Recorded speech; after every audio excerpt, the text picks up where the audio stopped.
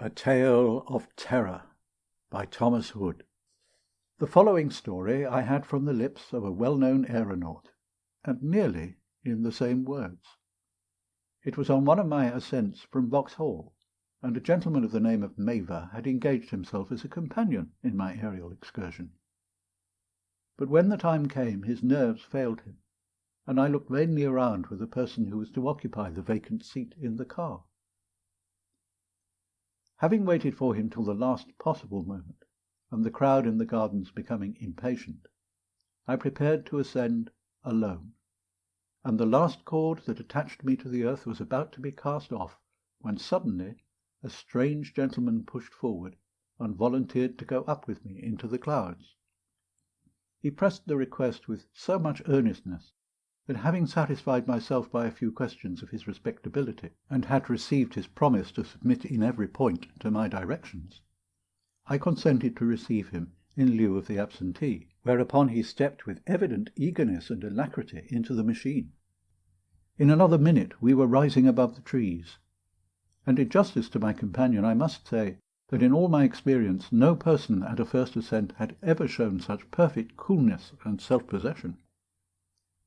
The sudden rise of the machine, the novelty of the situation, the real and exaggerated dangers of the voyage, and the cheering of the spectators, are apt to cause some trepidation, or at any rate excitement, in the boldest individuals; whereas the stranger was as composed and comfortable as if he had been sitting quite at home in his own library chair. A bird could not have seemed more at ease, or more in its element, and yet he solemnly assured me upon his honour that he had never been up before in his life. Instead of exhibiting any alarm at our great height from the earth, he evinced the liveliest pleasure whenever I emptied one of my bags of sand, and even once or twice urged me to part with more of the ballast. In the meantime, the wind, which was very light, carried us gently along in a north-east direction, and the day being particularly bright and clear, we enjoyed a delightful bird's-eye view of the great metropolis and the surrounding country. My companion listened with great interest while I pointed out to him the various objects over which we passed, till I happened casually to observe that the balloon must be directly over Hoxton. My fellow traveller then for the first time betrayed some uneasiness, and anxiously inquired whether I thought he could be recognized by anyone at our then distance from the earth. It was, I told him, quite impossible.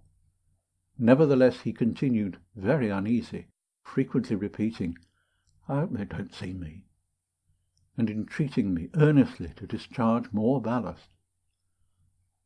It then flashed upon me for the first time that his offer to ascend with me had been a whim of the moment, and that he feared the being seen at that perilous elevation by any member of his own family. I therefore asked him if he resided at Hoxton, to which he replied in the affirmative, urging again and with great vehemence the emptying of the remaining sandbags. This, however, was out of the question, considering the altitude of the balloon, the course of the wind, and the proximity of the sea-coast. But my comrade was deaf to these reasons. He insisted on going higher, and on my refusal to discharge more ballast, deliberately pulled off and threw his hat, coat, and waistcoat overboard. "Hurrah! That lightened her," he shouted. "But it's not enough yet." And he began unloosening his cravat. "Nonsense," said I. "My good fellow, nobody can recognize you at this distance, even with a telescope." "Don't be too sure of that," he retorted rather simply. "They have sharp eyes at Miles's." "At where?" "At Miles's madhouse." Gracious heaven! The truth flashed upon me in an instant. I was sitting in the frail car of a balloon, at least a mile above the earth, with a lunatic. The horrors of the situation, for a minute, seemed to deprive me of my own senses. A sudden freak of a distempered fancy, a transient fury, the slightest struggle might send us both at a moment's notice into eternity.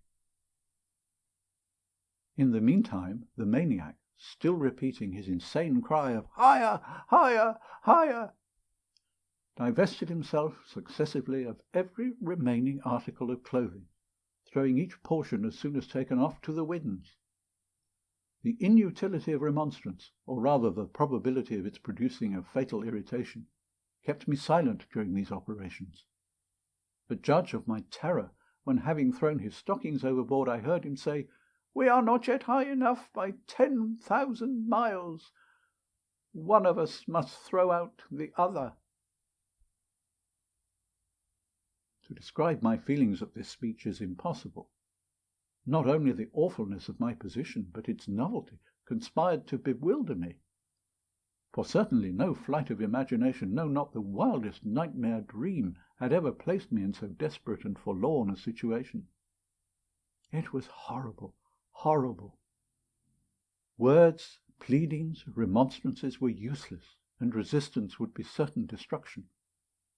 I had better have been unarmed in an American wilderness at the mercy of a savage Indian.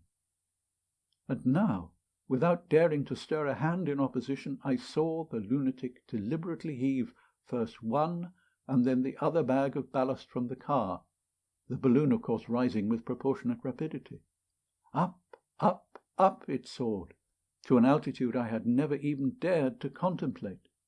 The earth was lost to my eyes, and nothing but the huge clouds rolled beneath us. The world was gone, I felt, for ever. The maniac, however, was still dissatisfied with our ascent, and again began to mutter. "Have you a wife and children?" he asked abruptly. Prompted by a natural instinct, and with a pardonable deviation from truth, I replied that I was married, and had 14 young ones who depended on me for their bread. "Ha, ha, ha!" laughed the maniac, with a sparkling of his eyes that chilled my very marrow. "I have 300 wives and 5,000 children, and if the balloon had not been so heavy by carrying double, I should have been home to them by this time." "And where do they live?" I asked, anxious to gain time by any question that first occurred to me. "In the moon," replied the maniac, "and when I have lightened the car, I shall be there in no time." I heard no more, for suddenly approaching me and throwing his arms around my body. End of A Tale of Terror.